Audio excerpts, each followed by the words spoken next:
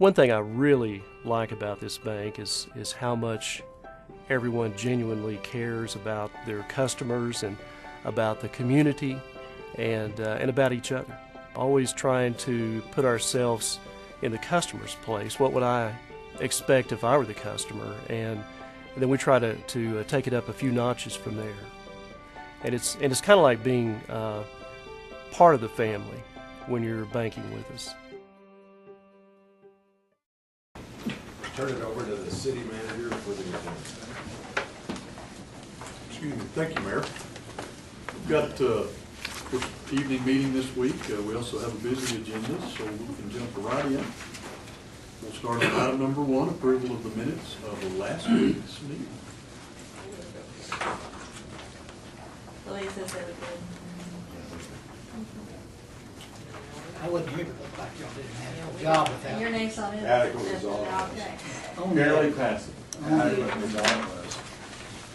Item number 2, ordinance 73-1999, amending the speed limit coming on the south end of Culper Street.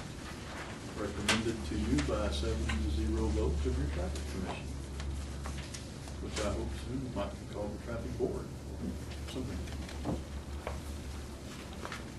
Comments or questions on that? Makes sense to me. Yep. Well, we'll go ahead and bring up part of our featured entertainment for today, but not for the entertainment. Mr. Shaw, on ordinance 7400, a rezoning coming from agricultural to general retail.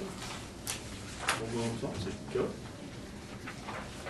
This particular tract and the request that's associated with it, if you look at your sketch, the general retail tract that's immediately to the east of it is actually part of this entire development. It's a unified development. The tract that was already changed to GR from agriculture, this tract was not in the city limits at that time. So we wanted to get that inside the city limits, obviously, before we could even apply zoning to it. So that's why this request is coming before you to consider today. And what it is that the tract that's under consideration today is the actual area where the United Supermarket's going to be.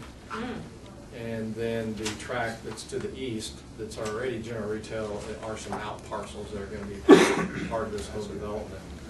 So that's the overall picture of this entire tract. It's all part of the same development.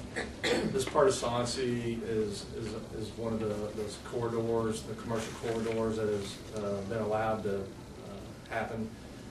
It doesn't fit the neighborhood unit concept where we only had non-residential uses on the intersection corners, but this being that major thoroughfare system and then identified in the comprehensive plan as a true backbone thoroughfare of our overall transportation system. It's appropriate that that type of land use pattern exists. This particular tract is just expanding upon the existing tract as far as being allowed to do what they need to do. Something that I wanted to point out with, though, is if you look to the north of this tract, you'll see that up towards 34th, adjacent to the north, you still have an undeveloped tract, but the property ownership line and the city limits line still go back to the same distance from Saucy. And as you go on up 34th, you see non-commercial uses, which includes our fire station, but you see non-commercial or non-residential uses that are about the same distance from Saucy westward. So we feel two things, or planning and zoning commissioners were of the opinion in two different areas.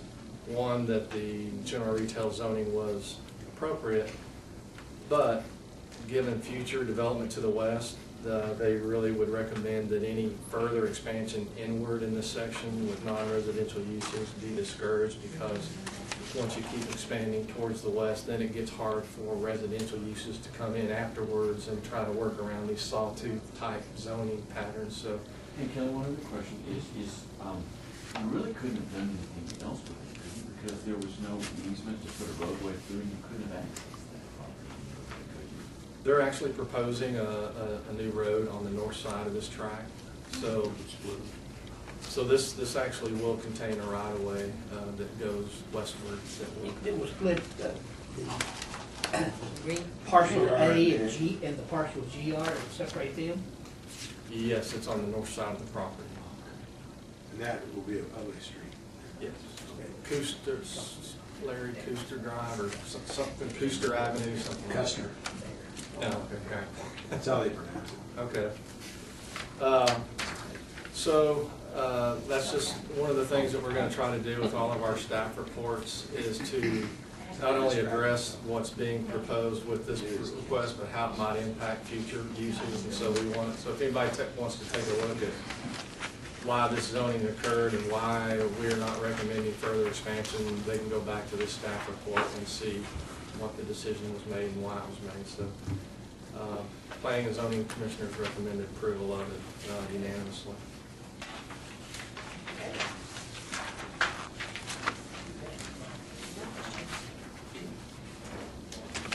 If you'll just kind of keep that image in your mind when we get back to the development discussion and presentation later on. You can look at all of the different PDs and some of the unique shaped tracks that are tucked back in there, and that'll fit well with our talking plat. I think I counted about 30 different PDs. Okay, next item, resolution, Health Facilities Development Corporation. See if I can explain this, and of course Michelle will answer any very hard ones. We see these probably about once every 3 years. These are items where various health-related facilities, doctors' offices, nursing homes, long-term care facilities, etc., received favorable financing through the Health Facilities Development Corporation years ago. Does not mean that they were financed by the city of Amarillo, because they weren't.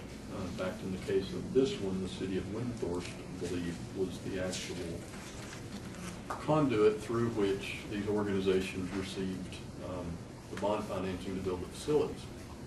One of those facilities is in Amarillo. It's the Craig, and it is being refinanced. Because of the way those statutes are written, the city of Amarillo must provide its consent for the refinancing. And it means nothing more or nothing less than that.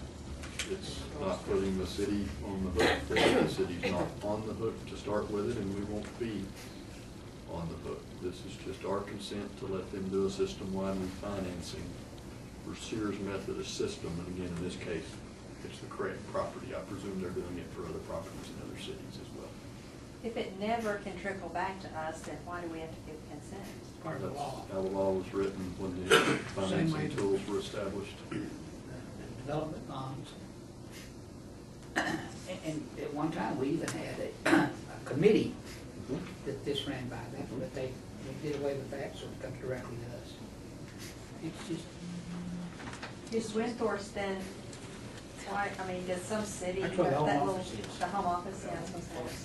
And their health facilities corp would have been the entity that structured this back whenever it was originally done.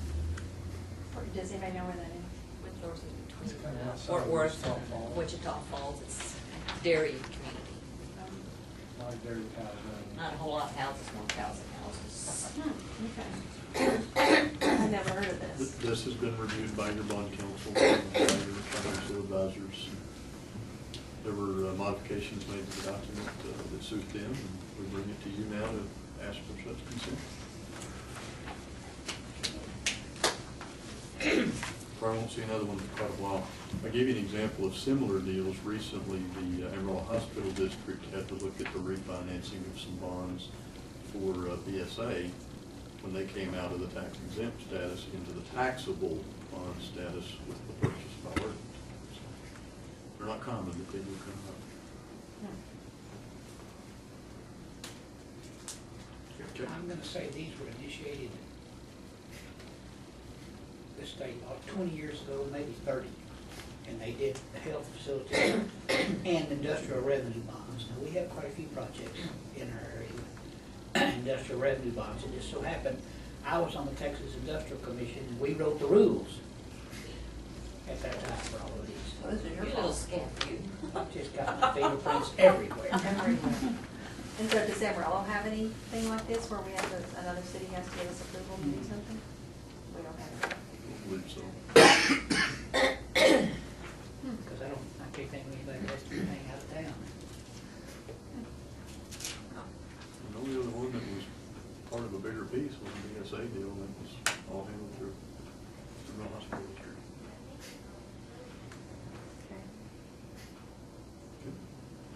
Consent agenda, consent item A, annual purchase of heavy equipment and purchasing a substantial amount of it.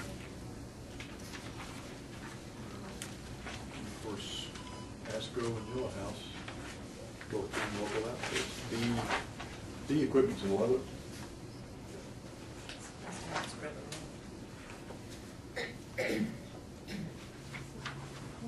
Questions on the heavy equipment? Item B, every year's exciting traffic paint purchase. This is where we make the obligatory joke about not being able to use oil-based paint on oil-based streets, but nonetheless.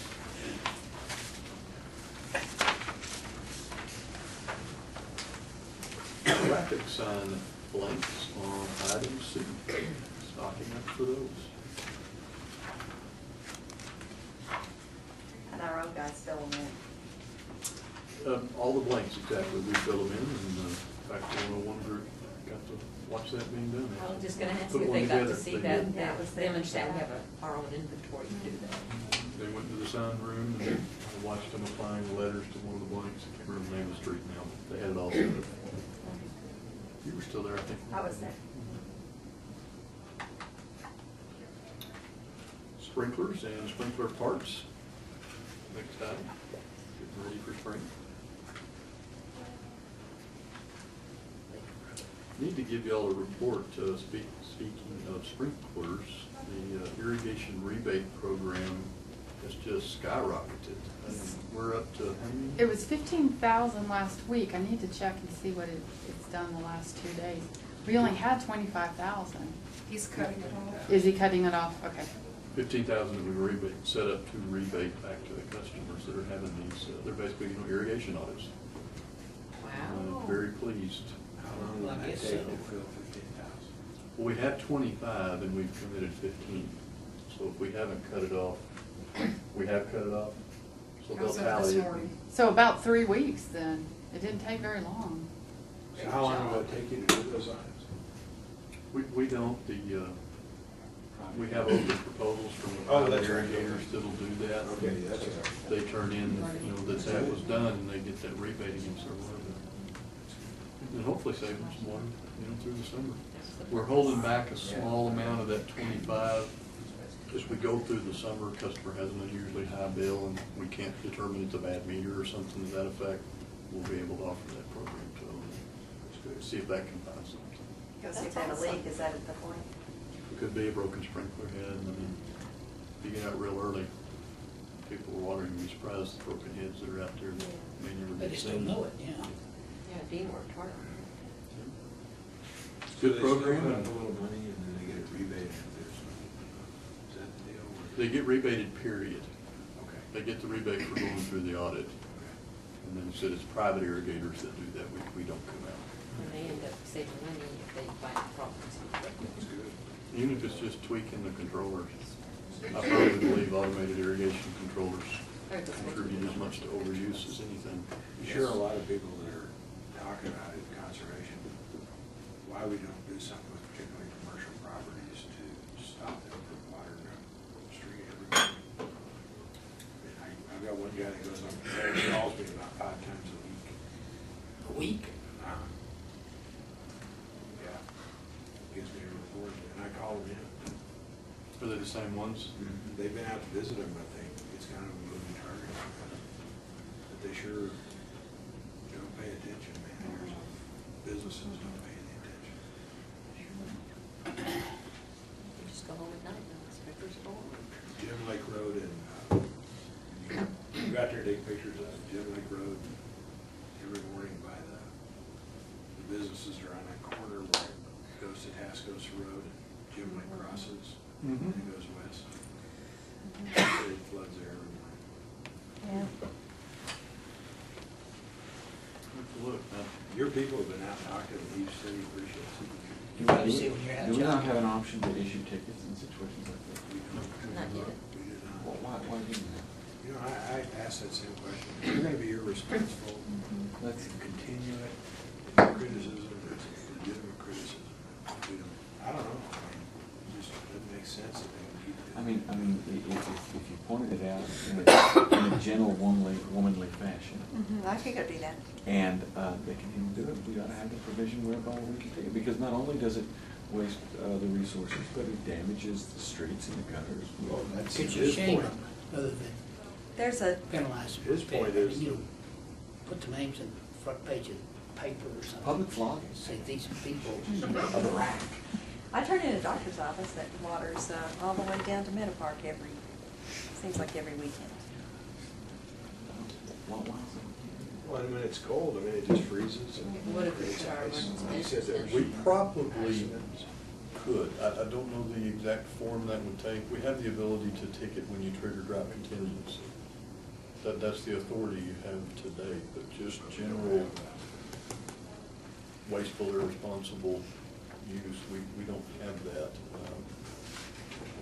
Be glad to look at it and bring y'all back something to discuss. I think that's Kind of are you envisioning something kind of like a three strikes That'd be deal? awesome. If you guys are out there one of them, how is that any different than any other type of control that we do? Maybe we have some comments from,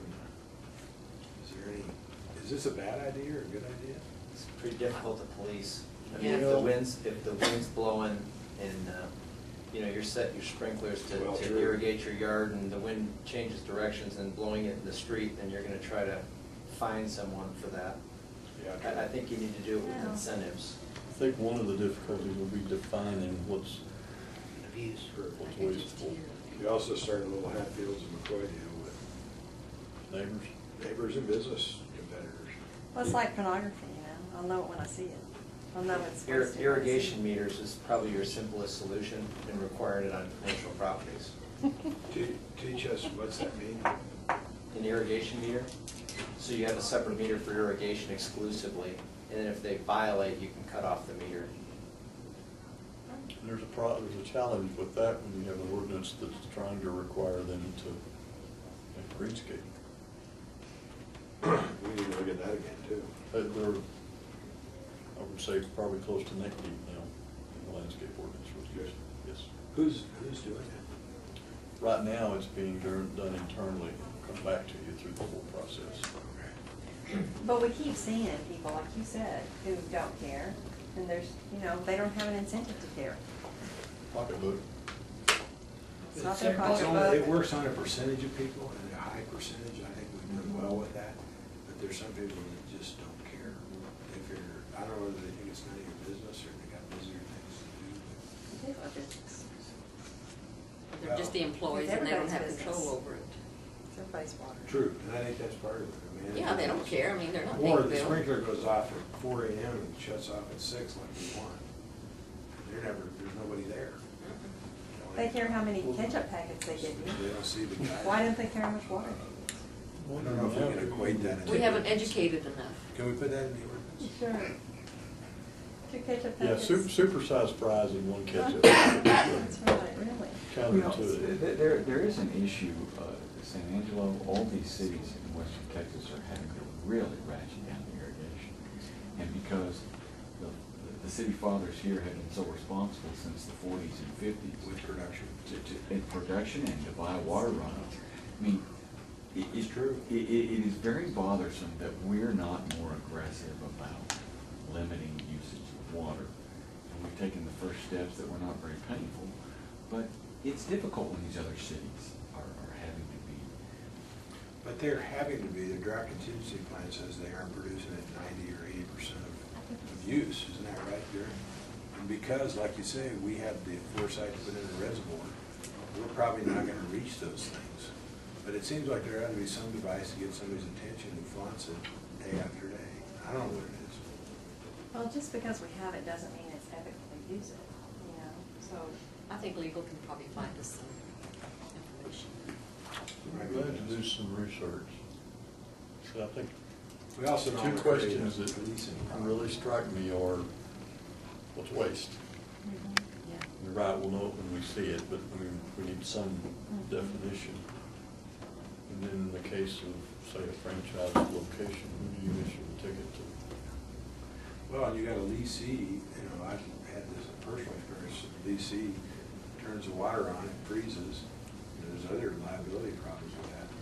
But the person in the store had no control over the sprinkling system. There was somebody in Dallas that literally had control of the sprinkling And we system. know of several franchises here that's going to be. Western Plaza, it's almost exclusive to that. Well, There you go. if the person who had control got it, they would police the person else But I on don't the think ground. there's simple answers. I think we ought to study it and look at it. I don't think, I mean, it seems pretty simple, but it isn't. Oh, I know. But I But appreciate what you said We can about. sure jump we need into to it be and more start looking at it. That's serious. not something that's been the direction before, so we'd be glad to do that. I hope they're looking at that certainly how they can conserve the landscape ordinance too, because I mean, it's just contradictory. You gotta put them right. For instance, when you get off on Ross, all those businesses have them blowing in the street every day, and you guys in TxDOT are constantly patching that street because it freezes. And it's just kind of counterproductive if we keep doing this. Yeah, because we said they had to have so much landscaping on the perimeters of the property, and they have to keep it up, so there you go. It's true. Well, we're really trying to put an emphasis on still maintaining the intent of the landscape ordinance, but being flexible in what and how you meet those standards. I think you are, but it's also been confusing because I've referred a couple calls to you guys where they thought they couldn't do anything reading the landscape ordinance. It took a lot of clarification from your staff to get it to a point where they can move ahead, and they're trying to, you know, they're building a building, but they want to finish their landscaping, but we're sending pretty confusing messages to them, and they aren't getting that message till they call and pursue it, and that's kind of at the end, well, golly, I don't want to buy all this landscaping if I could do zero-scape. Yeah, and I really think that people still don't have a good idea of what that is. Well, a true xeriscape will cost more than putting in a lawn. Originally. Originally. And then in the long run, you'll say. Yeah, but the other thing I've heard is that with xeriscaping, or if it incorporates proper grass, it takes about 5 years of work to get that established, to really make it work. And some people don't think that, so you get it for a year and then it's dirt. Well, yeah, it's not short-term gain, but it's long-term. But somehow you have to build in that Sustainability. they have to know that, because if they opt for that and then they don't take care of it, we got just as bad a mess with dirt. I think the way to do it is education and through also showing what it can look like. I know we're doing that in at least one place and probably more, 2 or 3 places. Right up front, Right up front, yeah. In fact, this one just probably last year really matured and It looks great. gives you opportunity to, and some of it's a perception issue. I mean, you know, the old joke that xeriscaping is not black plastic and white rocks. Mhm. It's not. Yeah. Okay. I think the Tony's position is to study it. We will study it. And I'm gonna guess, I can think of 2 cities off the top of my head that might well have some guidance on that, so we'll look into it. Well, following the water use discussion now with the wastewater truck. The purchase of a Vector truck. Go to the utilities group. Yeah, it is. Okay, well, ours won't be blue. And that type of machine doesn't usually stay quite there. I was gonna say, it's not that. It looks pretty new. They look It's okay. pretty when they're new. And you buy these off of the buy board primarily so that you have some consistency with the units that you already have. So all of the different things will work with them. You remember the wastewater treatment plant, don't you? No, we haven't been out there yet. He and I are going though. July. It's got to heat up. July. That reminds me of one thing, is I don't have to hit myself in the head with a hammer to know that it might hurt. I don't know that I You need to go, to you need to go visit those 25 people that do that for you every day, right? We're going. We're the dragon.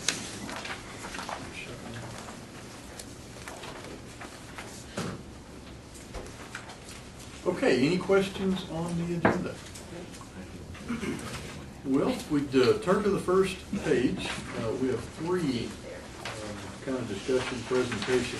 I'm going to take them up just slightly out of order so that we can give Kelly a good solid block of time. We're going to start. Sherman Bass is going to kind of come up. And I think each of you received in your packets this week kind of the new logos and branding for the citizen. Sherman's going to see if he can operate the computer for us here and talk about that real quickly. Oh. He shut it off. The TV's turned off. TV off. Maybe I'll use the computer, maybe I won't. Last December, well, let's go backwards. When I returned to Amarillo almost 4 years ago, it really hit me like a lump of coal that we didn't have a mission statement for the Civic Center. And I think That wasn't very good. I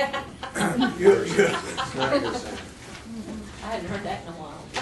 Thanks, Kelly. Ultimately, I decided that we needed a mission statement. I think it's important to define what we do. I think it's important to educate our guests and to educate and motivate and hopefully inspire our employees. So last December, I assembled a work group that consisted of representatives from all of the different Civic Center departments and work groups and the Convention and Visitor Council. Our sessions were facilitated by Catherine Weekend at the Nonprofit Service Center. And she surveyed approximately 100 citizens for input regarding their Civic Center experiences, both as lessees and as patrons. So we did a lot of brainstorming with keywords that the work group found beneficial for describing the Civic Center, and then also what her survey indicated. And we ended up with a mission statement, which is to enrich our community by hosting a variety of experiences while providing extraordinary customer service and versatile, inviting facilities. It is a mouthful, and originally the goal was to have a mission statement and a motto. And through this process, we came up with, instead of a motto, a tagline, which is meet, play, celebrate. We felt like that was a really good tagline for the Civic Center. It really described all the different reasons people would come to an event at the Civic Center. And so after that, we originally didn't think about changing our logo or refreshing our logo, but our logo was over 25 years old. So I contacted the original graphic artist. The graphic artist that did the original logo was Terry Pettigo with GMP, and asked him to take a look at refreshing it. And that's what we came up with. Did we shut down the whole network in the city? Traffic lights have all gone to flashing red. Flames are falling. So ultimately, that's what you see before you. I'd just like some input, and hopefully, as we move forward, we're not going to budget to change everything, but as we need new supplies, whether it be letterhead or whatever it might be, we start incorporating that new logo with it. Explain to me where it says the logos that we have on the page. Are these all logos that you might use, all different variations of the same thing? That was just to give us an idea of if somebody wanted to use our logo but only talk about the Cal Farley Coliseum, the way that could play into play there. But or the Grand Plaza, or any room that the facility has. The idea. Performing Arts Center, blah, blah, blah. Correct. I really had hoped to show my PowerPoint. We were, for the past 26 years, the Amarillo Civic Center. And our logo actually had "the" in it. And I got rid of the 4 years ago, and it was Amarillo Civic Center, our logo. And really where this came from is we have several facilities under the Civic Center roof, and we have the Globe News Center. And how do we call all that one thing administratively? So I started using Complex unofficially 4 years ago, referring to it internally as a complex. What that accomplishes also, and years down the road, if we have other naming opportunities, whether it be for the Convention Center or the Coliseum or the Grand Plaza or a new facility, it would still be part of the complex. They can certainly be branded on their own. I'm not proposing we get rid of the original Globe News Center logo that their board created. But ultimately, all of the rooms and leasable spaces are part of a complex. And that's a significant change in the logo is the word complex.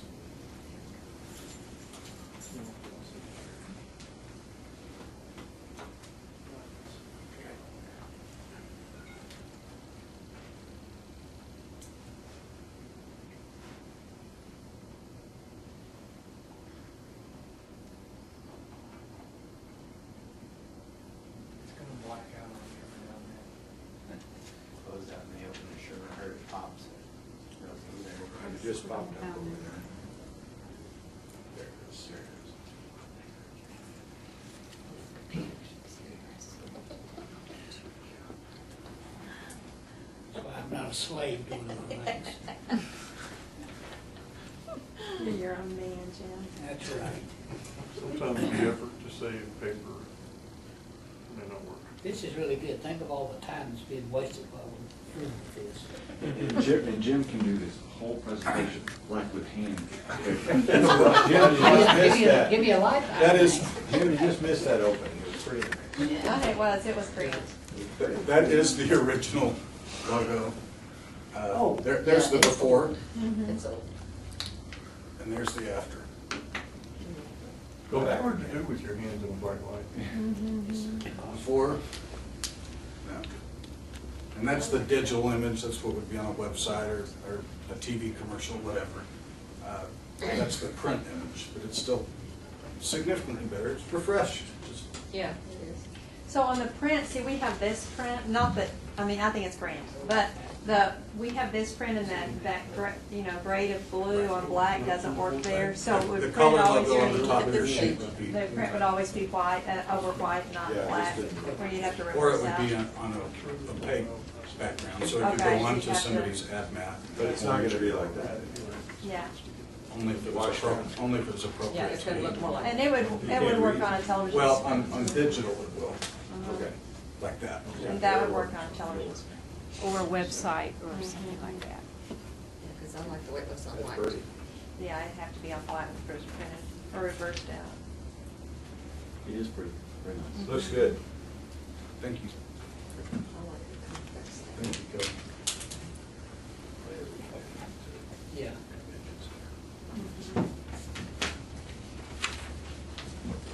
Don't turn it off. Yeah, I know. Turn it off. Don't push the thing, there it is. Slow down. Okay, Good, thanks for any your- questions for Sherman before we send him back to computer class? Can I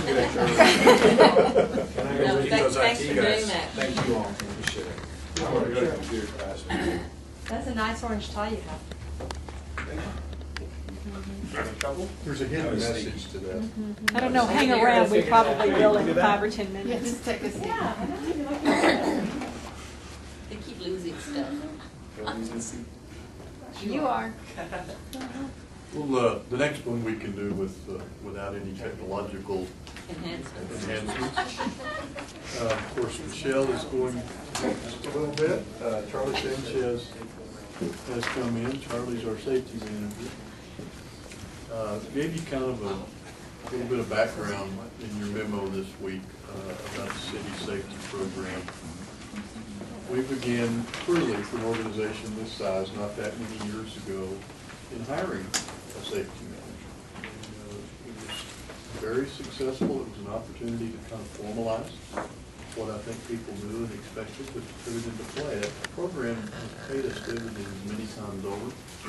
That was the genesis of the safety footwear program.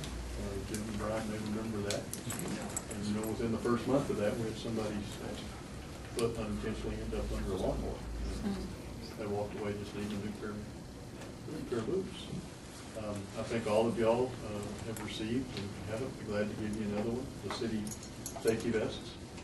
You've probably seen over the winter the bright yellow jackets that they can wear over what they're doing. All things that were available before, but things that became a formal part of the process. The lady that was hired to do that originally ended up moving back to California, gave us a great opportunity to get Charlie, which we did, and Charlie had a long, very distinguished career helping Excel. All of that to say, we've been involved in safety now for several years, and we really tried to move it forward. However, y'all will recall this past summer, we had 2 employees die on duty. We had a car wreck, and then we had the tire. Not a good thing, and something that causes you to sit back and look. With Charlie's help, we put together kind of a different viewpoint. For many years, safety programs were focused on kind of a bottoms-up approach, partly on the notion that those persons that are out there at the bottom of the ditch or on the trash truck or on the heavy equipment, they're the most likely ones to get hurt, and that's where it all starts. I think there's truth and there's value to it, but when you step back and you really look at the largest and most successful programs out there, you see something different. And what you see is that it's got to be a cultural identification, and it needs to be a cultural shift in how you look at safety. And the only way to do that is from the top down. And that's what we've been trying to do now for several months. We continue to make progress. We've done webinars, we've visited places that are true industry leaders in that. And we've really kind of come to the point now that to take the next step, we want to recommend to you guys, and not for action today, just for discussion, that we need to undertake a third-party safety consulting initiative. We need to bring a group in that are professionals in doing this, and they will in essence be asked to speak to every city employee and start establishing baselines, we know what the stated culture is. Is that actually what the organizational culture is? If it's not, where are those differences, and how then do we begin to push that forward? Michelle and Charlie put together an RFP. We've had those back. And this actually surprised me the first time I did the webinar, but right now, the industry leader in that is DuPont. Not necessarily what I think of when I think of DuPont. I think of the funny colored NASCAR, but, you know. DuPont. They have worked with large municipalities. They did Tulsa, Oklahoma. They worked in Texas with even larger and I would think more dangerous environments. Port Authority in Houston here recently. So we want to talk to you guys about accepting that proposal, getting it started, and moving it forward. Michelle, if you give us kind of some of the basics of what's in there and the cost, it's expensive. So it can pay back with one single The step. total cost of the proposal is $136,000, so it is expensive. Per year? No, it's a study. It's a study. Now, we will probably need them back in future years what we've asked for is a license agreement to use their survey going forward.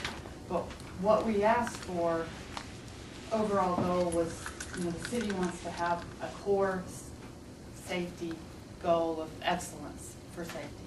And we've asked for a complete safety management assessment, starting with evaluating our culture. We think we know what our culture is, but Charlie's perception of what's out there, the people he's working with, and what our perception sometimes are different. So we've asked for that evaluation, including evaluation of how we're reporting, monitoring, and documenting any type of safety.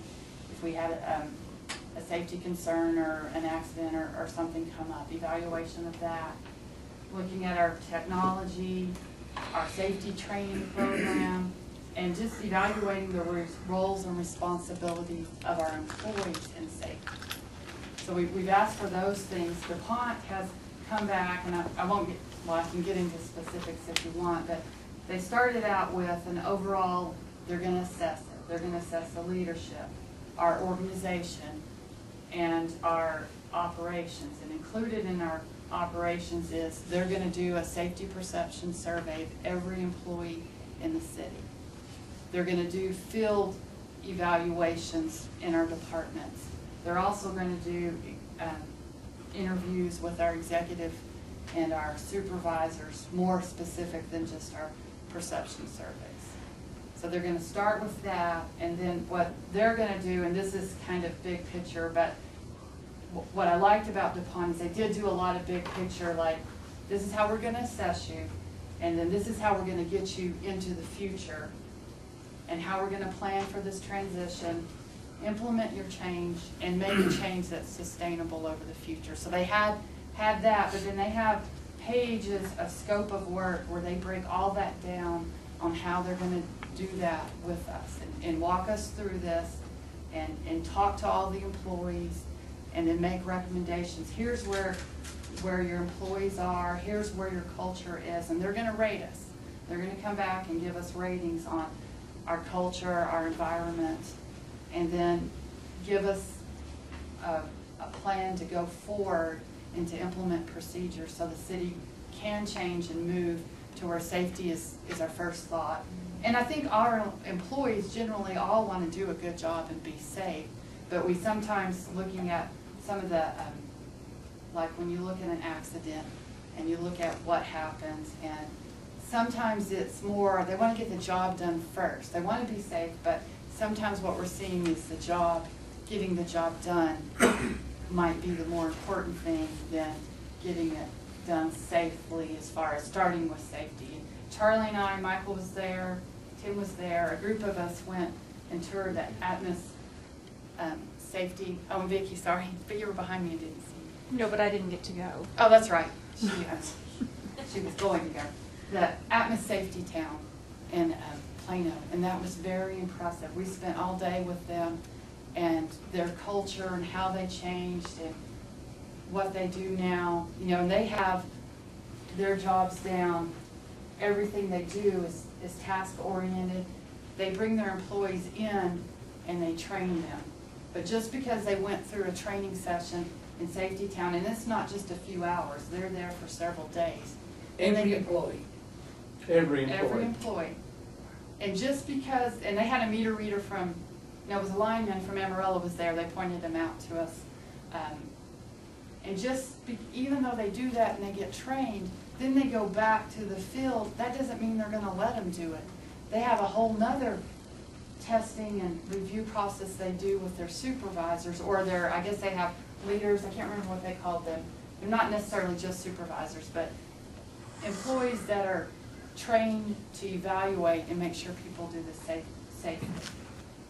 Is there also in their plan an avenue to then reassess how the procedure's working in a year or two or something? Look back and kind of see how it's working? Well, they have, Yes, that's correct. And that was part of the, our RFP is, you know, how are we going to measure what we've done in 2013 and looking down at 2016? How are we going to measure where we were, where we come up, where we're at now? and are we improving? Are we improving or what, you know?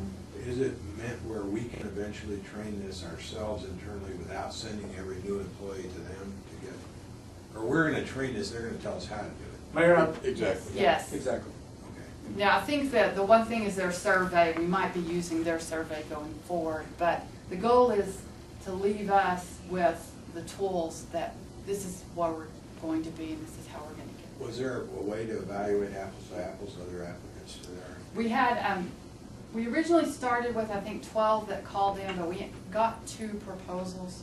The other proposal, it was a good proposal, but it's a new company, and they really didn't have the staffing. They were gonna assign, and it was a contractor, to our project. So there was a big difference in the proposals as far as the abilities. They have 4 people that they're gonna put on this and 1 project manager. And these people are seasoned. When we called and checked our references, many of the people that they're gonna put on, I mean, of the 4 that they're gonna put on our program had been working with the references, and we got very good references on them. Would our part-time people be trained? Everybody's trained? So what I wrote down is about $62 a head. How many employees, remind me? 2,100, 21 to 2,300. depending on if it's summer or not. Middle of the summer, there'll be about Yeah. 2,300 counting the seasonals.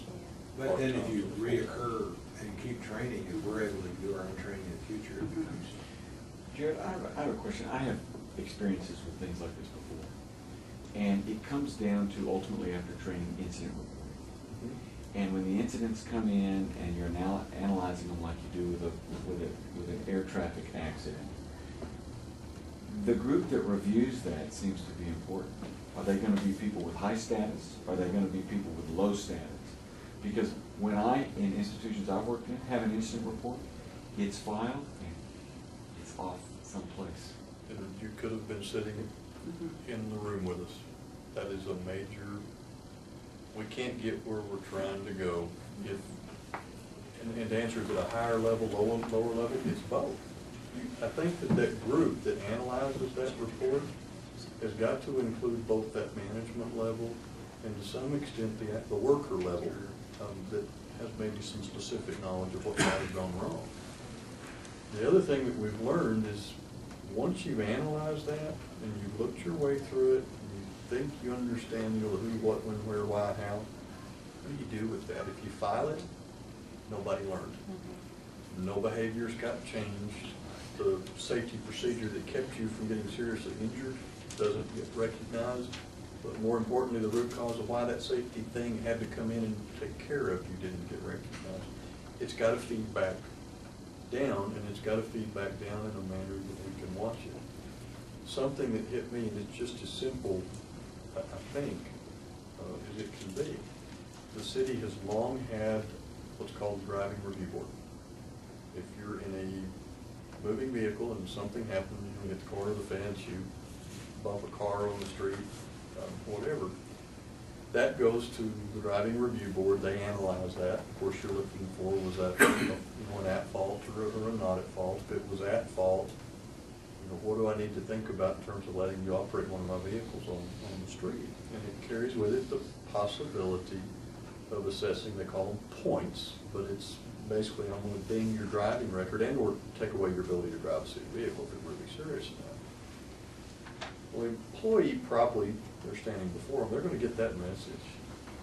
But what about something as simple as, Jarrett took the trash truck down the street, and when I set the dumpster back down, I knocked over the gas meter and pushed it into the fence, and I had to get Atmos come out. I had to rebuild the fence. And the fire department had to stand by because we had blowing gas in the alley. Besides the safety aspect, and that's huge, there's a cost to that. Why don't we report that then back? Mr. Department Head, Mr. Supervisor, Mr. Remember, this incident, whatever this incident happened to be, Jarrett didn't get himself hurt, but he caused damage to A, B, and C at a cost to the city of, you want to know why the city has trouble with raises that might be as big as you want? Well, but look at these costs. Y'all see some of our costs in aggregate when we do budgets. You look at the healthcare costs, you look at workers' comp, and all of that. But I think that information ought to be able to be shared with everybody, the people that are being impacted by it, the people who have the most ability to change those numbers.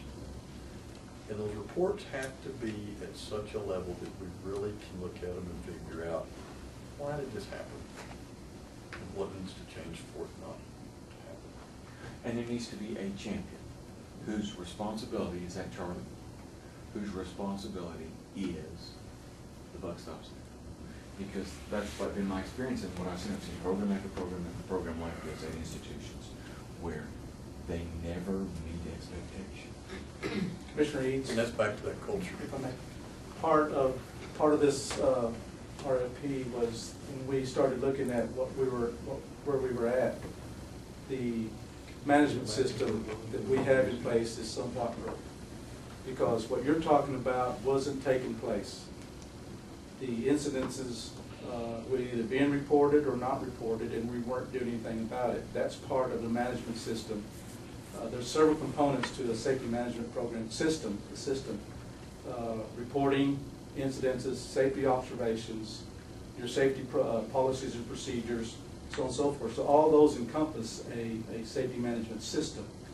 So part of those were not incorporated, and so now we're having to kind of step back, get our arms around that, and get this thing fixed, get a direction, and we're just gonna start moving forward. And this is what DuPont is gonna help us to do it. Okay. We need somebody this big, because as y'all well know, there's a lot of places that have 2,000 employees, but not necessarily 2,000 employees with such a diversity of what they have to do. Yeah, different jobs. Yeah. And how different it is than Amarillo College, for instance, you know? Well, Charlie's got a TWUA shirt on today, Texas Water Utilities Association. They do training of all different kind of things. Some of it is safety, it's utility work. And we've got street workers, and we've got trash workers, policemen, firefighters. I mean, we need something that can get their hands around the entire community. Michelle mentioned, that we were able to visit the Atmos Service Center / training facility. State-of-the-art facility, state-of-the-art as far as training and their facility. At one time, Atmos was at a point, not where we're at, but they realized that something had to be done with their safety program, culture, and training. And that's what they did. Now, it would be, in our lifetime, awesome if the city of Amarillo was ever to incorporate a system like that, but we're going to take one step at a time. But How long have they had theirs? that facility was open when, 2000 and, if I remember, Mark, I want to say 9, 11 or something. Somewhere in there. It's not old at all. It's in Plano. I mean, it is a complex. It is.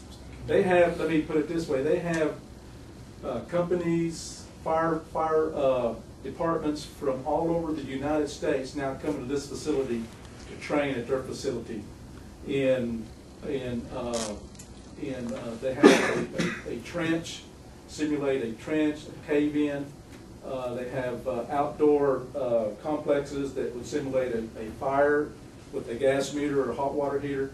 But there's people coming from all over the United States just to train at that facility.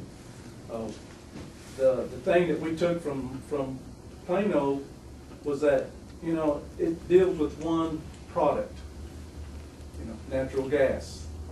But within that product, there are several tasks that we do also that would compare with what they do. Excavating, working in a trench, confined spaces. So we kind of took from that, but like Jared said, our city is so diversified in the amount of tasks that we do, but we still get the overall picture. Well, they even went, it's like in their call center here, they have the adjustable seating and where the computers, you can stand up and be looking at your computer instead of sitting all day, because they realized there were people getting backaches and all kinds of stuff. So their culture of safety is embedded, I think, in their whole company. And I would just say that, the cost is $136,000. To me, that's not, it is expensive, but what is it compared to what we might lose down the line with people's lives or injuries and so forth? To me, it's a great investment to do something like that and find out where we are and where we need to be. Maybe if you think about like the shoot house out there, if you created a complex for this, wouldn't it be possible PRPC would get some of their people to use it and pay us something to do it? I think it is, and I think we can sure work towards that. I really want to start here with getting that organizational picture in a benchmark. I guess you found 136,000 somewhere for this. Yeah, when Dean retired, those rumors about all that money in his drawer were true. $50 million hidden water fund. Well, I couldn't find the 32, but we found 136 and change. I think it's very appropriate to recommend that an expense such as this come out of your self-insurance fund, because that's sure where the other side of it's going to come from. Yeah.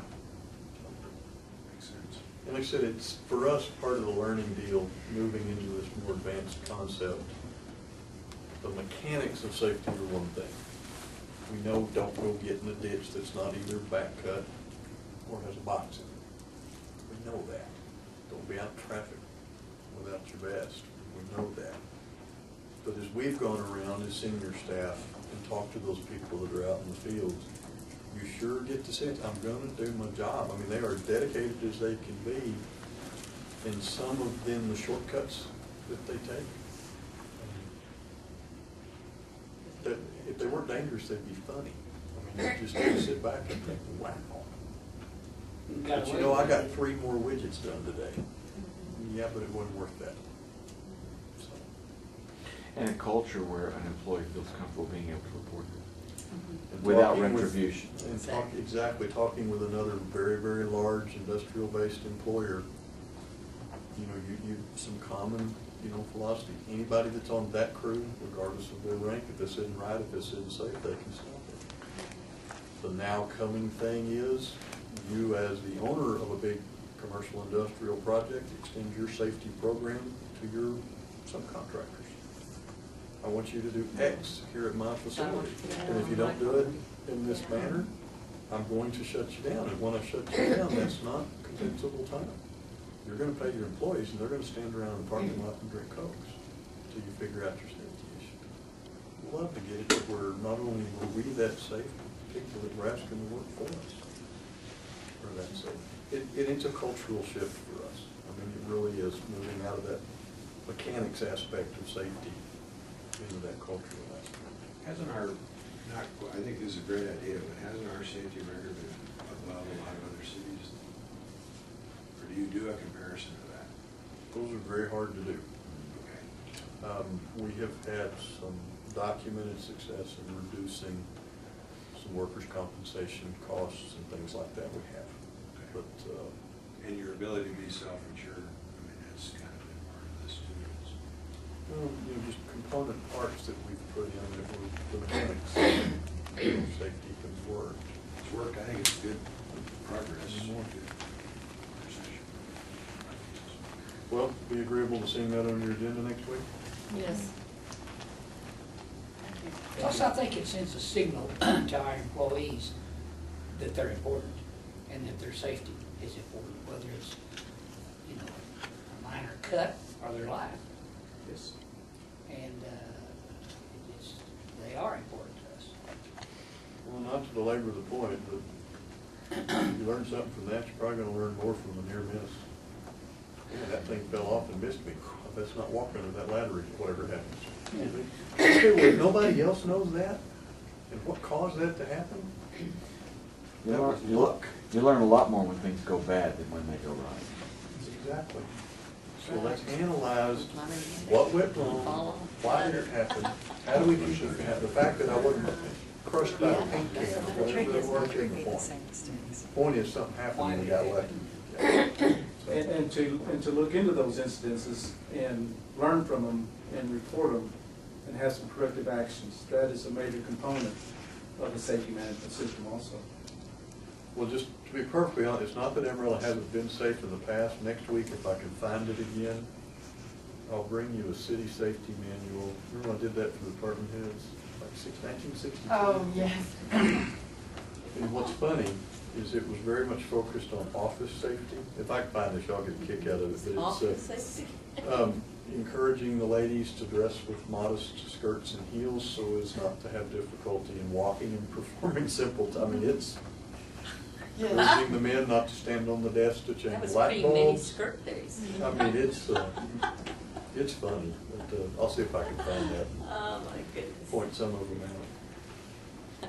All right, thank y'all. We're at least halfway functional with the computer now. And we're gonna go back into our development discussion from last week. In case the computer stops, I'm sure everybody has paper copies.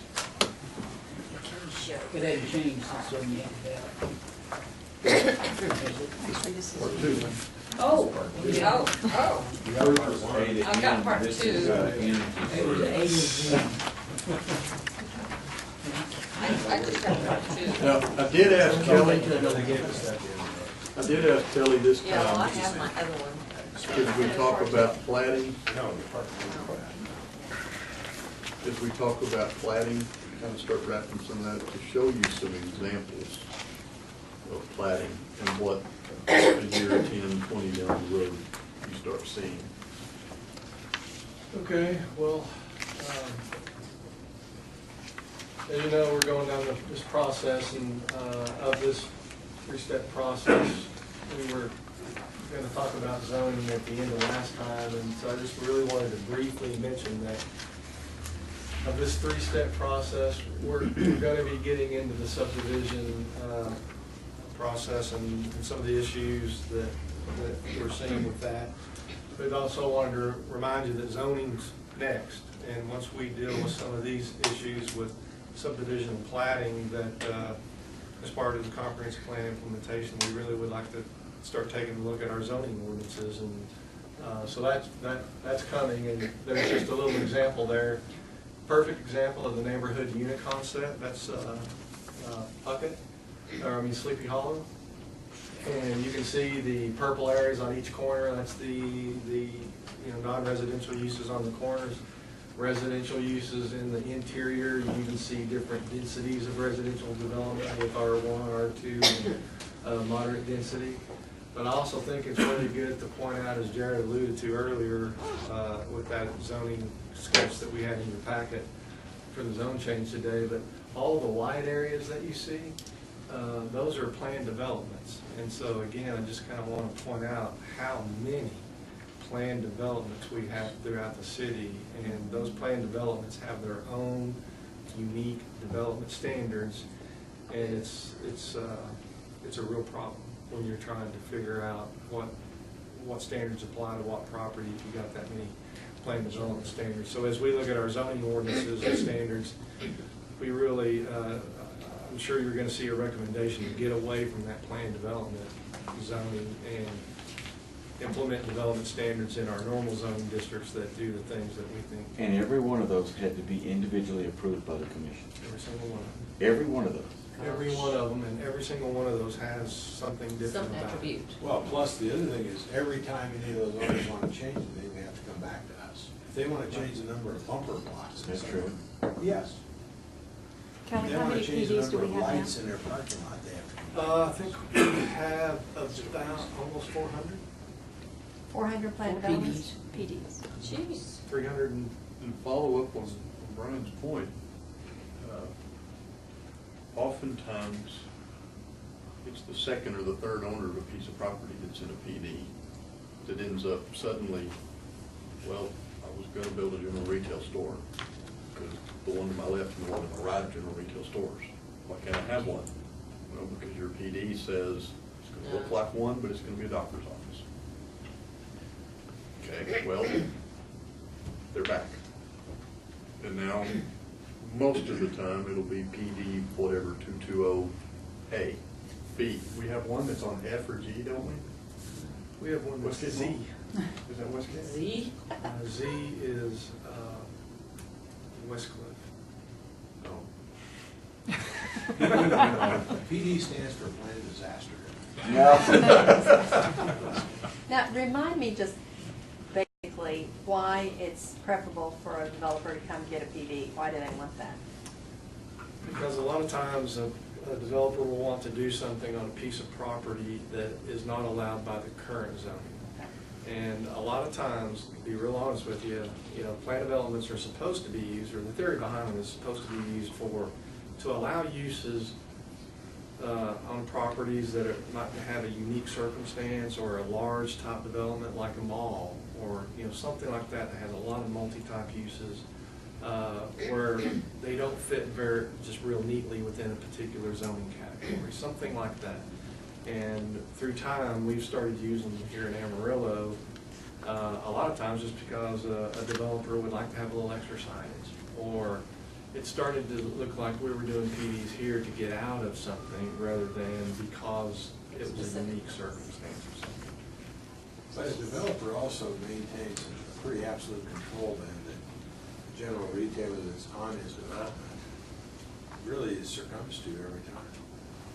I mean, to add a sign or change anything, he's got to go back through the whole process. Well, a lot of times they'll want to have a little additional signage, or maybe it's a small tenant space and they want to do something a little different. And they've been allowed to do planned developments, but like I think Jared was trying to say a while ago, that property sold and then it's sold again, and then they want to do something a little different. Well, then we have to go back and amend the original PD, because what's approved with the PD is approved with the PD, and it doesn't change unless you go back and change it. So any little thing they want to change, drive openings, signage, whatever, right, has to come back for changes. So I didn't want to just spend a whole lot of time on this, but I just wanted to let you know that that's coming, and it's something that does need to be addressed. As far as talking about subdivisions, last week we really talked about what is a subdivision, and a subdivision plat, and why it's required. State law requires it. Anytime you divide a tract of land into 2 or more parts. I know we don't have a whole lot of time left, so I really wanted to just let you know, I wanted to hit some big basic points today that I wanted you to take with you about the subdivision planning process. And that is that there's, with subdivision, and there are 2 things associated with it: plats, the submittal of a plat that gets approved that graphically shows what you're subdividing the property into, and then, if needed, public improvements like roads, alleys, water, sewer, those kinds of things. So those are the 2 things that are involved with the subdivision process. Our actual process of approving a subdivision plat really involves a pretty simple process.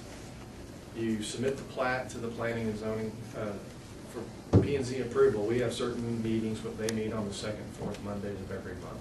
So we have certain deadlines that if you want to meet X date for planning and zoning commission meeting, you need to submit it 21 days before that date. That's our plat submittal deadline. And those come around about every 3 weeks. So you would submit your plat for review on 21 days before planning and zoning commission meeting. That plat is submitted to the planning department. We then distribute that plat to all the other city departments, and then those city departments have until the following, that's on a Monday, they have till the following Wednesday of the next week we all meet in a room and we talk about all the plats that have been submitted, and everybody talks about their comments. Well, this is missing here, we need an easement there, they don't show what the right-of-way width is here. All those kind of comments are given in that meeting. Then by that Friday of the 2nd week, we as staff take those comments, the planning department takes those comments, we consolidate them, and we send them back out to the engineers or surveyors and the developers to say, here are the corrections we need to get your plat approved. A lot of times at that meeting, it'll be determined that a drainage plan is needed. And so that becomes a requirement. We don't require the plan when we take the plat in for review, but it's determined this type of a plat is we're gonna need a drainage plan. So that's one of the comments that usually goes out. That goes out on that Friday, the 2nd week. Then that 3rd week, the engineers, surveyors, they have that 3rd week to make all the corrections, get them back into us by that Friday of the 3rd week, that 21st day basically. And we have that Friday to review everything, see if all the corrections have been done. We get with engineering usually, have they turned in their drainage report. Hopefully they've done a little pre-discussion and they knew when it's going to be required. Have they turned that in? Has it been approved? Have you had time to review it? All those things happen on the Friday before the Monday Planning and Zoning Commission meeting. So state law allows us 30 days to approve the plat. We've got it on about a 22-day schedule. So 30 days is hard enough. We even try to do it in 22. But the reason is we try to approve that plat, but as you'll see later, we don't require any plans associated with the plat to be submitted at the same time the plat does. So, and those plans being for the public improvements. It could be the drainage report, it would be the drainage plan, it could be paving plans for the streets and the alleys that are going to be needed, utility plans, water and sewer main extensions, those kinds of plans. We don't require that with the plat submittal. We just... So plans are external to the plat? Right, the way we currently do it. So Okay. we don't mess with any of that really, okay? So if we don't get all of that back by that Friday, The 21st day. the 21st day, we tend to tell them, well, we're not going to be able to approve the plat, so the way we do it, since state law requires us to act on a plat within 30 days, the Planning and Zoning Commission, they will deny the plat with the stipulation that it can be resubmitted at a later date with no additional cost to the applicant. What that means is we deny the plat, but we keep it on the agenda, and we just roll it over from P&Z meeting to the next one, to the next one, to the next one, until the drainage report is approved, and that's really all we require until that, for that plat approved. Drainage reports can take some time to get approved, so it may take till the third or fourth Planning and Zoning Commission meeting. And a little bit I'll be talking about accountability. Sometimes it takes us time to review them, but also it's just not the delay. A lot of the times is not just staff; it's the engineer firm or whoever's doing it. They've got other things that they're doing, and to be real honest with you, a lot of times they've made a commitment to their client, and I'm not saying this happens all the time, but it happens. They make a commitment to their client. How come this didn't get approved? Well, we submitted it to them, and but what they've submitted is something that really isn't worth submitting. I mean, they just turn something in, right? And we end up basically design by review. Well, we have to make so many corrections that we're basically doing the work for them. It takes a long time, but the developer a lot of times doesn't hear that side of it. So I know that some of you have been hearing about all these delays, and so I'm just trying to let you know that yes, some of the time we do take a little longer than we probably should to review plans, drainage plans or other type plans, but there's some accountability for the other side that also happens, and there's a reality. Well, and that's the kind of thing that we long to hear, because we don't get to hear that. Right. And you guys wanting to be kind to people don't always want to say that. And so we need to hear that. I appreciate your honesty. And so that basically is the process for approving a subdivision plat. We won't approve it unless everything's been done that we need to have done, or the drainage plan that's required to approve a plat is approved. That's the subdivision process in a nutshell. Still no plans at this point. Yeah, I really want you to kind of keep in mind that we don't require any plans to be submitted to the plat. Any public, if it needs public improvements, we don't require those plans to be submitted with the plat. How can you come up with a drainage plan till you know what the hell's gonna be on it? And where the streets are gonna be, where the alley's gonna be, because that's gonna change the whole complexion, is it not? It could, and that's a great question. And I'll get to that here in just a minute. Okay, well, but I'm trying to stay what I passed out last time was that sheet of the process, and that's just a flow chart with days associated that go through that 22-day period. So one other point of clarification I had, though, is you're talking about the plat, you're talking about the plans, and you said you don't require them to submit any plans with the plat, but a lot of times the plans involve resources the city's going to have to deliver up to that. So how can they be responsible for plans? It seems like that'd be a city responsibility. They are responsible for the plans within the area that's being subdivided. Okay. We're responsible to be able to bring, in effect, the maintenance. for this, if this was a plat of a subdivision, Yeah. city's responsible to provide service on the exterior of the property. But we do have some cost sharing of even that. But anything that's needed to serve the development on the interior side is all done by the But the problem becomes if you put 500 homes there or 1,000 homes, it changes the size of the sewer line, it changes other things. How do you do that without knowing it? Yeah, can you assume that the engineer who's looking at the subdivision knows whether the city's infrastructure is adequate to serve what they're planning or not? Yes, generally they'll know that. Yeah, I mean, usually But I don't think we've seen a lot of prediction done well of things now. I mean, we see it out of Sonsi with 8 and 12-inch lines, but we should be 30, 36 inch. normally on your major developments that this applies to, the developer knows what he's going to be doing and what's going to be required. The engineer typically knows all that. And a lot of times the engineers and surveyors, they will have pre-submittal meetings with planning staff or engineering staff or utilities staff, and that's great, and we actually would really like to promote more of that. But the way we do things now, it really doesn't promote that. It actually delays that to where the way it's set up now, we wanted to get those plats approved, so that once they got those plats approved, we could start issuing. We go down and file it. The developer can start selling lots, because now they've got lots of record that they can sell with a deed, and so that starts that whole development process. So that's why they wanted the plats approved. They don't want the plats particularly held up for any length of time, because waiting on plans or those kinds of things, because they need to get those lots sold, and that starts a whole other process and gets cash flow going and all that. But I think what Brian, we've all had questions from developers, and here's what I'm learning. And so now today we just put this part in, but this part's open agriculture.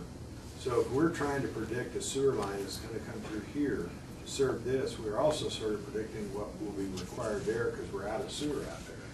So how do you possibly do that when, and then you're looking at, okay, what do we guess is going to be needed out here? Because you don't want to rebuild the sewer line 3 times. Well, What do you do? How do you do that? I'm curious. You don't. You don't do it very well. And if you back up, hold the picture even a little farther out, some of that small infrastructure, some of that infrastructure was put in to serve point-in-time needs on as inexpensive a basis as they could do it. Sure. I don't know how else to say But then it. we're left with redigging, redoing. It's kind of like we talked about downtown comprehensively. If we're going to need wires under the streets, now's the time to do it. It's like you're putting your joint ditch. I mean, out in outer areas, that becomes a real quandary. Well, we on the outer areas, and Tim can correct me if I'm wrong, but basically, I mean, there are studies that are done where we know, down arterial streets, we need certain size lines to serve certain types of land uses. And based on those land uses, they have some numbers on what they think is, and that's where they get the oversized. Well, if you're gonna put this in here, well, we would like for that instead of being a 8-inch main, we need that to be a 20-inch main or whatever it is to oversize, because this is the only main we're gonna have in this area, and it's gonna have to handle all this area over here. And so they do have some studies that look How at that. then, if that's what we've been doing in the past, how then do we have areas where you can't put an ounce more of sewer into a line out there? Because the funding is not available to, I mean, I think we had some plans to serve the whole north, basically west and maybe northwest area, that We got to put in that in. but currently the funding is a problem. Okay, well, I think that's what we're trying to get our arms around is, what do we have to do to get in a position to do that? If we got 9,000 more homes coming here in this 10 years, which we do, what do we need to do Well, to be good stewards? I don't want to get into the specifics of everybody's CIP, but I mean, I do think that out of all of this, you're going to see a need for a real focus and a real take a real hard look at where we use the money that we have on, if we're going to be growing in this area, and we know that. And again, go back, think of your annexation policy and all this other kind of the processes that we're looking at. We know we're going here. We need to make sure that, because we're responsible for some of the infrastructure, if we're going to say we're going to grow here and that's what we're going to promote, then we need to be ready to do our part on that infrastructure. Right now, sometimes we have that growth that happens and they're ready to go. Okay, here's our money for that part of the street, a half of a half. But we are like, well, that's great, but we don't have our amount that's needed. So either do it yourself or you're just gonna have to wait. But exponentially, when you get out these outer areas, in the last 3 years, we've grown 100 miles of streets. It took us 40 years to grow, 300 miles of streets. It's not quite that, but it's close to that. So as we move out, we start growing more and more things, and we're trying to figure out how to get ahead of that. We're all sort of taking tours with developers and doing things to learn, to try and get some education about it. How do we get ahead of this, and how then, if a developer has a huge expense ahead, Is there some way to not just share that so that he could pay it in and get reimbursed from the people that are coming out there? Is there, we haven't been doing that, but it seems reasonable. I think with the limited resources that we have, we really just need to take a look. First of all, I think we need to get a real big picture understanding of where we're growing and how fast and what's going to be needed, and then take a look at, with limited resources, what is going to be the best way to make sure that the funding is available to do the things we need to do. And maybe, and there are tools out there that maybe can be used that we're not currently using.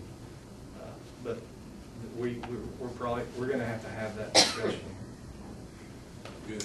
I think we all want to have that. And have it twofold as part of, this should be threefold, the development process as it is today. Some recommendations that we'd like to see your comp plan group work through for some possible changes. And that all leads to number 3, and that's what you'll see in the budget this year. We're going to try to do that capital improvement program budget just a little bit differently. You look at that, we certainly have a basic core amount that we know we have to use each year, whether that's in general fund or that's in water or airport, whatever it happens to be. But Amarillo has grown enough, you said exponentially, and you know you're correct, you're 104 square miles. And we've consumed the available infrastructure that's out there. And as we build a new loop to take, sewage from one area to a particular plant, because we're geographically bigger, the size of that loop has just become bigger. Some of the stuff we saw the other day, gravity. Gravity helps, gravity works, you've got to account for it, you're still going to pick it back up at some point. So how best to plan to pick that up, and as you build those steps in between, as the mayor's indicating, it's got to be done with the forethought that this is going to continue another, half mile or 1 second, whatever it happens to be, so that you can get there. And I think Amarillo had done a good job of that for a long time. And we kind of entered a period where we were able to use what we'd already put in, and we got growth. Well, we weren't growing in 15 different directions either. Well, you weren't, and you didn't have external constraint issues like we looked at during the annexation discussion that are going to cause you now to kind of flow around and move. But I mean, your last wastewater plant was built in 1962? 62. The last expansion was in about 94. But you're living in that same house. It's still got a ways to go. I'm not advocating to build a new wastewater plant just yet, but that'll come. That'll certainly come at some point. The developers are telling us that they want to have this discussion too, and we'll participate. I mean, that's the message I'm getting. So as we get through this, we gotta. Well, they're telling you that too, probably. Yeah. And to let you know, I've been in contact with all the development community. We just had a meeting last week or 2 weeks ago with the engineer surveyor groups, and we've been talking to them about what we're talking about now. So we're keeping them involved, and this is all going. And we have a goal for where this is all headed. But real quickly, I just want to give you some examples here in Amarillo. When staff is going through this review process, and we're under the clock time. I mean, there are things that we really do have to. We really do have to look at. This is an example on Bell Street, just north of Plains. If you're familiar with the 2 lights that are about traffic lights that are, you stop at a light and you can go about 50 feet and stop at another light. And you can get into the suicide lane, and it's double suicide. Right, and this is this intersection right here, and what happens is you've got a collector street in this section that comes out of this subdivision, and it doesn't, it's too close to this collector in this subdivision. So you've got 2 major points of conflict, and so when you're looking at a plat, and you'll hear this more than once, when you're looking at this plat, say this is a new plat, you can't just concentrate on what's going on over here. You also have to be, aware of what's going on across the street from it. Just an old example that probably you see all over, well, that you do see all over town. This is Bell Street, an old arterial, and you can see, how back then the plats were allowed. You could front onto an arterial street. So those old arterial streets have drive. Part parking on the street, and so that's something that we learned quite a ways back, that, you know, we don't do that Parking on the anymore. sidewalk too. Right, but that's something that you, that's There's a, bicycle lanes and parking. that's a big no-no now.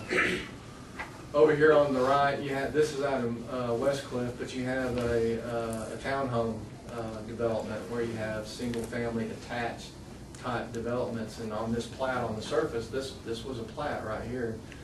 When, Just the piece in the dark line, that's a separate.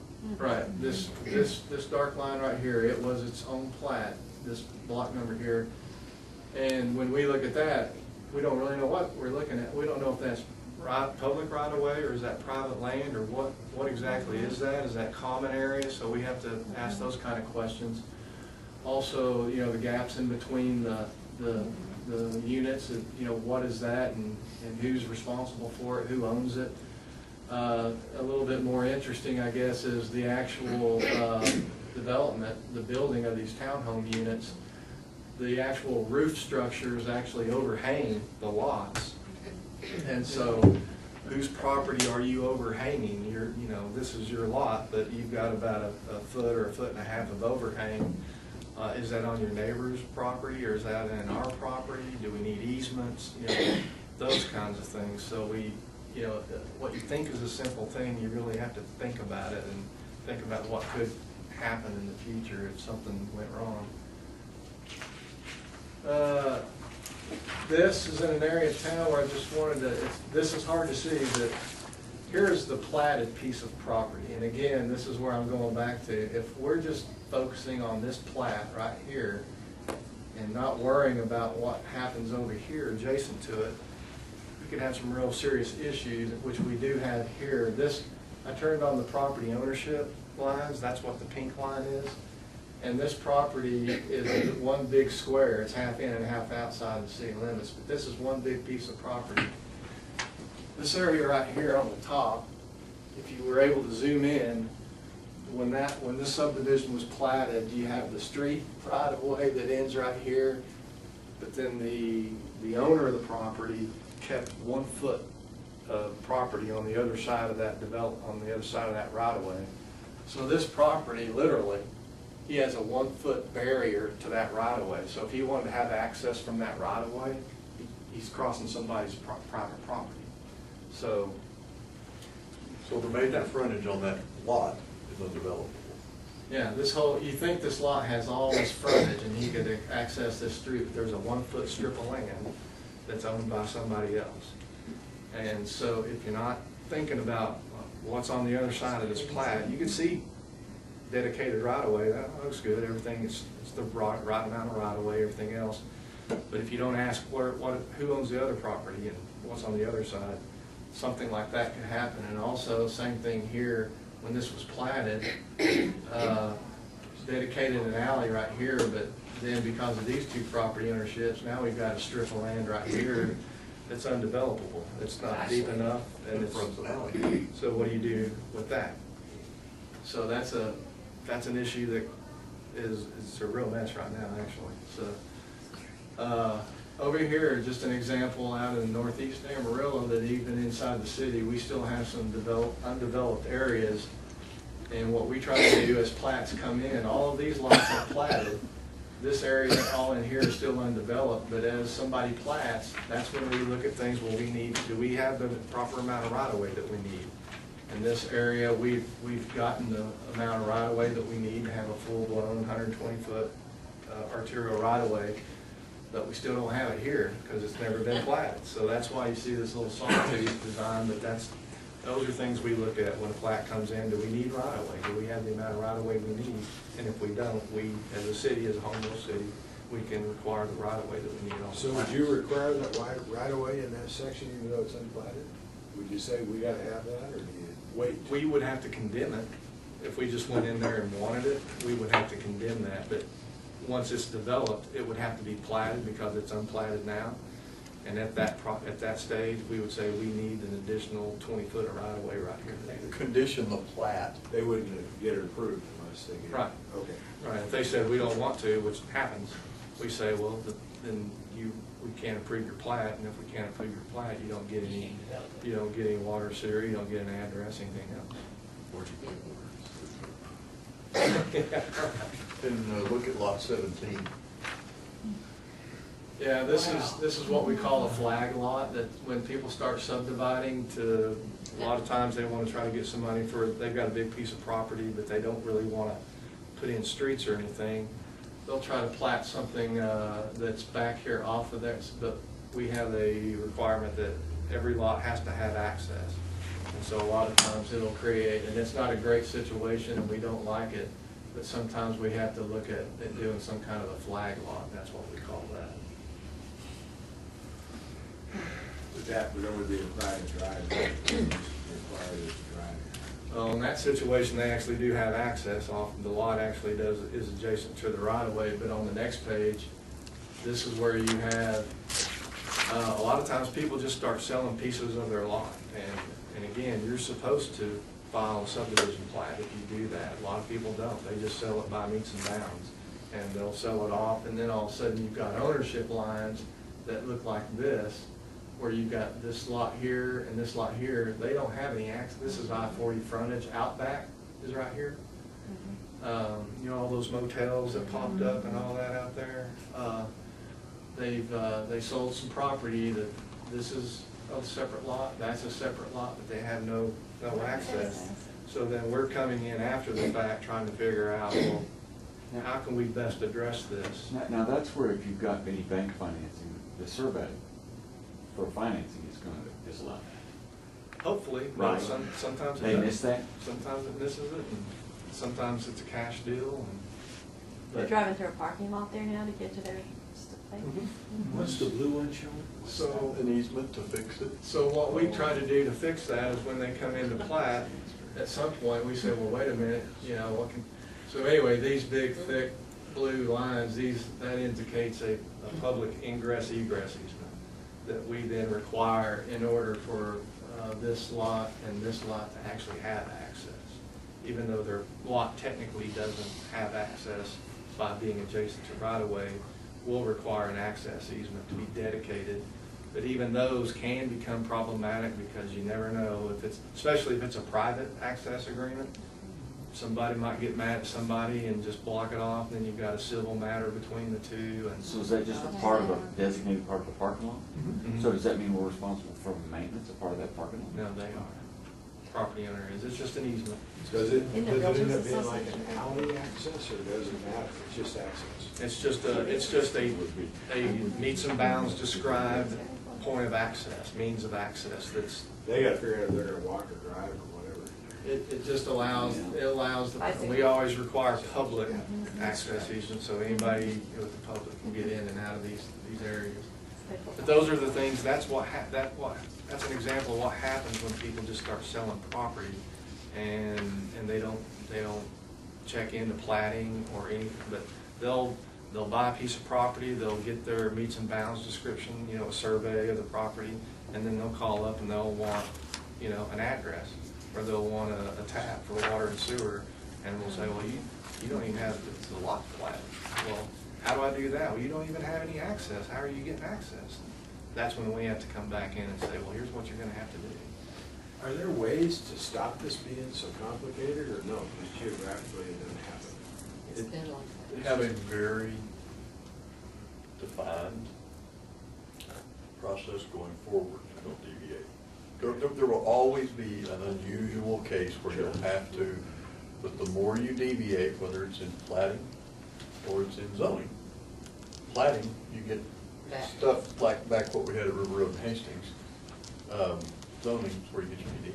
It's just like it's just like the person who comes in with a carport they already built, and then they realize they shouldn't have built their carport.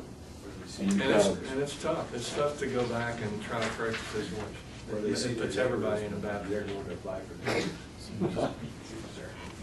The last two examples are, again, the bottom right is just another example like that. This entire tract right here used to be the Range Riders Rodeo ground.